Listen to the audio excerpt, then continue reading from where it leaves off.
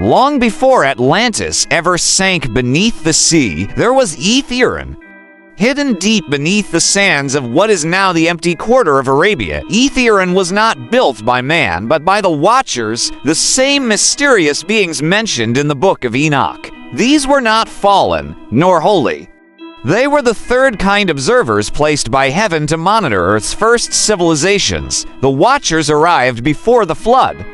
They were called the sons of ether, children of the breath of God, and they brought with them the knowledge of light geometry, sound language, and crystal energy. With it, they built the city of Iram, a radiant kingdom powered by singing stones and hovering obelisks that drew energy from the Earth's core. Iram was invisible to the outside world. It existed in a fold of time, a suspended reality where the sun shined brighter and days passed differently. Scholars lived for hundreds of years without aging. Time in Iram was not linear, but circular. At its heart was the Eye of Ether, a massive white crystal, taller than a mountain. It could record memories, speak in visions, and reveal the thoughts of those who touched it. The eye was said to be older than the Earth itself, possibly a shard of the heavens. In this video, we will explore the ruins of Iram, the hidden city of the Watchers. Let us begin. Iram was more than a city. It was an experiment, a demonstration of what humanity could achieve under the guidance of the Watchers. There were no kings or conquerors. Instead, the city was governed by a council of scholars who dedicated their lives to uncovering the mysteries of the universe. Their discoveries were recorded in glowing crystal tablets that floated through the air, powered by sound frequencies that matched the natural vibrations of Iram. These tablets contained knowledge about the stars, the elements, the human body, and the nature of reality itself. But the most important discovery of all was the key to longevity. By harnessing the energy of the Eye of Iram, the Watchers learned how to control the flow of time within the city. This allowed them to live for hundreds of years, observing the rise and fall of human civilizations without growing old themselves. The city was truly a sight to behold. Its buildings were made of white quartz that shimmered in the sunlight.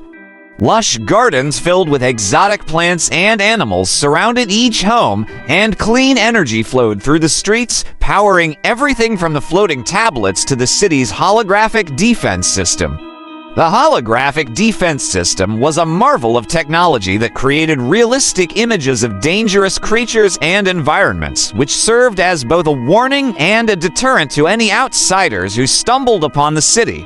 However, this system was only triggered if someone came too close to Iram. Otherwise, the city remained hidden from view.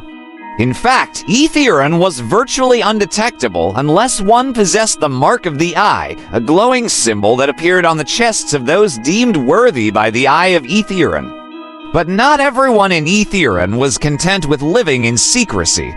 A young watcher named Kalaz all grew obsessed with the idea of revealing the city to the world. He believed that humanity was ready to inherit the wisdom of the Watchers, and he wanted to share it with them directly. However, his fellow Watchers argued that humanity was still too primitive and dangerous. To know the truth about Iram, they feared that exposure would bring war, destruction, and chaos, and they refused to risk it. But Kalashal did not listen. He was convinced that he had a divine mission to reveal the city to humanity, and he was willing to do whatever it took to achieve that goal. And so he turned to the most powerful force in the universe, time itself. As it turned out, the Eye of Iram was not just a source of energy, it was also a gateway to the past, present, and future. By manipulating the flow of time, Kalaz could see everything that had happened in Iram since its founding, as well as everything that would happen there in the future. He could even interact with past and future versions of himself, seeking their advice and guidance. This gave him immense power and knowledge, but it also corrupted him. You see, Kalaz's obsession with time was not just about discovering the past, present, and future of Iram. It was also about controlling it. He wanted to bend time to his will and reshape the destiny of the universe itself. He believed that he could create a perfect world by eliminating all suffering, pain, and death, by essentially stopping time and creating an eternal present. But he did not realize that time was not his to control. Only God had that kind of power, and K-Lazel's attempts to manipulate time would unleash forces beyond his control. As K-Lazel delved deeper into the secrets of time, he became more and more reckless. He started altering events in the past, present, and future to suit his own desires, causing all sorts of paradoxes and inconsistencies. He thought he could change the past without any consequences, but he was wrong. Every change he made created a ripple effect that altered the future in ways he could not predict. He thought he could stop time and create an eternal present, but he was wrong. Time is a force of nature that cannot be stopped or reversed. It always moves forward, whether he liked it or not. K-Lazel's recklessness did not go unnoticed. The other Watchers saw what he was doing and tried to stop him, but he was too powerful. He had mastered the Eye of Iram and could manipulate time at will. He turned against his fellow Watchers, using his powers to trap them in the past, present, or future, cutting them off from the flow of time itself. He thought he could defeat the Watchers and take control of Iram for himself, but he was wrong. The Watchers were more than just observers. They were also protectors, and they would not allow K-Lazel to destroy Iram. The Watchers knew they could not defeat K-Lazel in battle. He was too powerful, so they had to trick him. They pretended to submit to him, but secretly they activated the Eye of Iram, causing a massive surge of energy that overloaded K-Lazel's powers. Time stabilized once more, but the damage was done. The Eye of Iram was dying. The singing stones lost their melody. The obelisks fell from the sky and Iram was plunged into darkness. The Watchers were heartbroken. They had failed to protect Iram and their mission was in jeopardy.